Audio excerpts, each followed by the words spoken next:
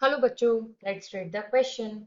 Irrespective of the source, pure sample of water always yields 88.89% mass of oxygen and 11.11% mass of hydrogen. This is explained by the law. A option is conservation of mass, B option is multiple proportions, C option is constant composition and D option is constant volume. तो इस question में हमारा की concept क्या कहता है कि हमें यहाँ पर बात करनी है डिफरेंट लॉज ऑफ मैटर के बारे में। अब देखो, अगर हम फर्स्ट लॉ की बात करें तो कंजर्वेशन ऑफ मास, ये क्या कहता है कि mass of reactant is always equal to the mass of product in a reaction. तो अब देखो, ये हमारा फर्स्ट लॉ हो गया। बी की बात कर लेते हैं। बी हमारा यहाँ से क्या है, मल्टीपल प्रोपोर्शन। मल्टीपल प्रोपोर्शन हमसे कहता है कि जब टू और more elements combine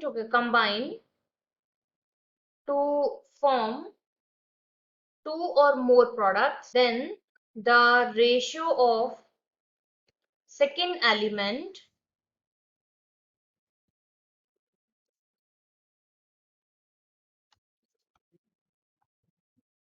in the products will be in whole number ratio।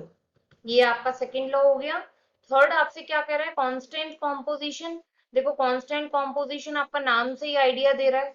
तो कांस्टेंट कॉम्पोजिशन क्या हो गया कि कोई भी मॉलिक्यूल, चाहे आप उसे नेचर से लेते हैं चाहे आप उसे लैब में प्रिपेयर करते हैं, तो उसके जो एलिमेंट्स का रेशियो है वो हमेशा हमेशा कैसा रहेगा, फिक्स्ड रहेगा। एलिमेंट्स का रेशियो हमेशा यहाँ से रहेगा आपका फिक्स्ड।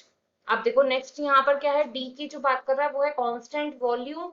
तो ऐसा कोई भी लॉ नहीं होता कांस्टेंट वॉल्यूम के ऊपर।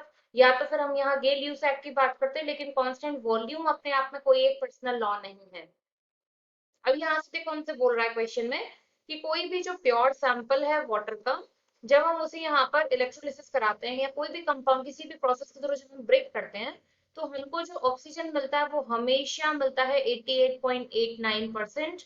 और जो हाइड्रोजन यहाँ से मिलेगा वो आपको 11.11% मिलता है। तो यहाँ से कोई एक आइडिया हमको क्या लग रहा है कि ये चीजें जो है वो फिक्स्ड हैं, कांस्टेंट हैं, कि जब भी आप प्योर वाटर लोगे आपको यही अमाउंट मिलना है।